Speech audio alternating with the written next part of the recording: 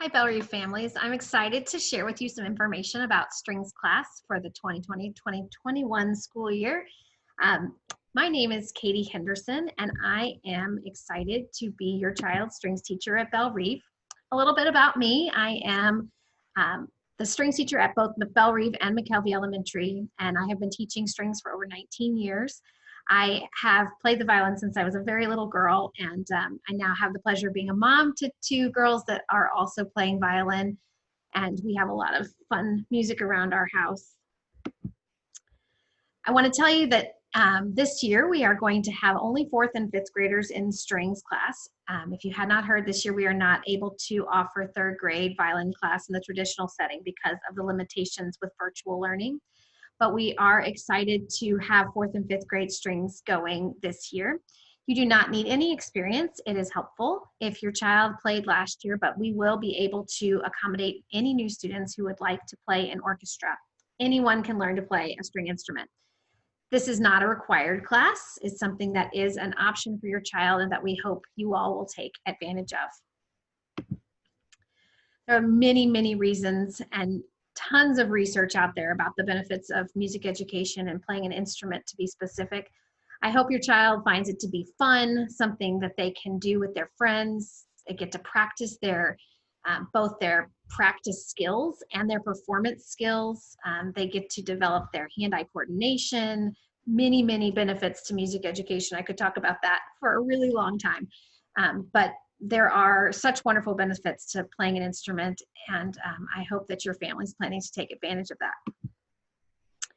This year, our strings classes will be throughout the asynchronous work time.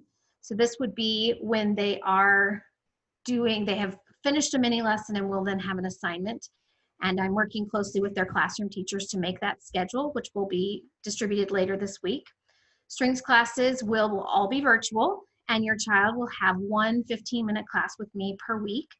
This 15 minutes will be a time where they can play for me. We can go over any expectations for the week so that they have a clear idea of what they're supposed to be working on.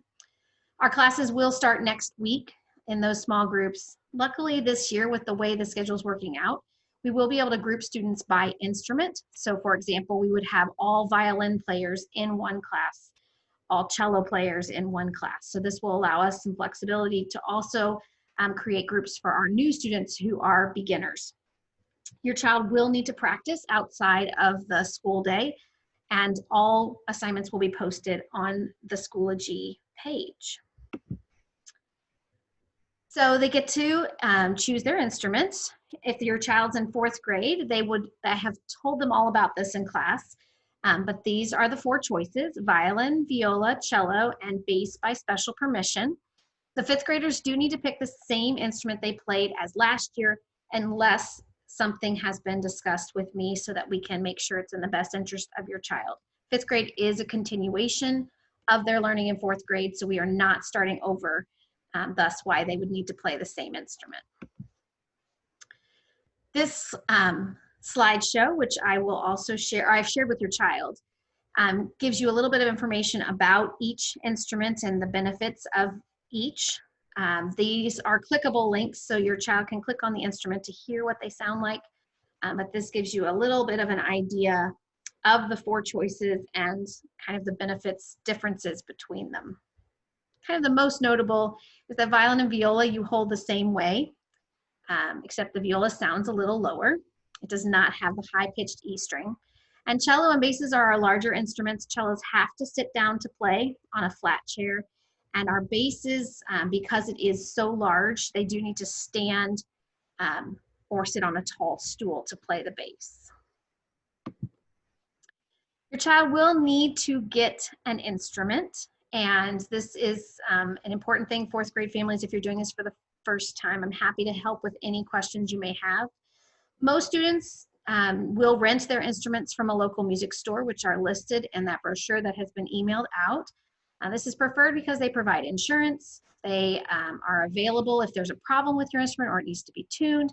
It also allows you to easily change sizes as your child grows. They will need to change up in size if they are getting bigger. and that tends to happen. So we need to make sure that we are playing on an instrument that's exactly the right size.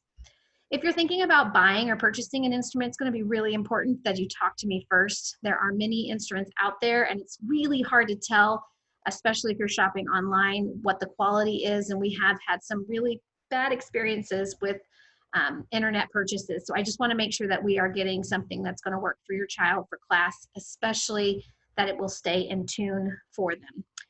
If your family cannot afford to get an instrument at this time, we do have some school instruments available, a limited number, but we really do not want financial concerns to prevent your child from being able to play. There is a list of stores in the brochure that is available for you to be able to call ahead and see if they have curbside pickup or anything like that. Oop. Additional supplies. Our violins and viola players will need a shoulder rest or a shoulder sponge, and this should come with the instrument or be an option at the store when you go to buy one. Cellos and basses will need a rock stop, which is a little round thing that you put on the floor under the end pin. It's especially important if you have hard surface floors like hardwood or tile. The cello end pin will slip, cellos and basses. So we need to make sure we have something to hold the bottom of the cello in place. Rosin should come with your child's instrument. A music stand this year, it's going to be interesting because we're not going to have a book and a binder like we have in the past due to limitations with virtual learning. We're going to be doing all of it through a program on the computer. And so they will need their Chromebooks for class, but a music stand is not necessarily something that they will need this year.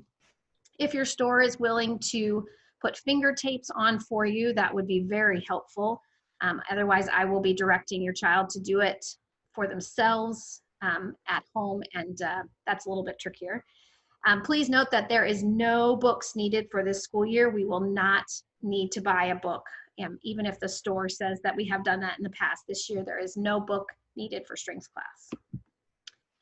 Just a little bit about assessment and grading. Your child in strings class is assessed in a formative way every single class. So as they play for me, I am watching and thinking about their learning and how they're improving.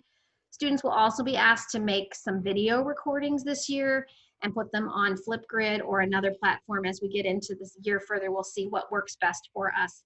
But they will need to be recording themselves playing and sharing that with me.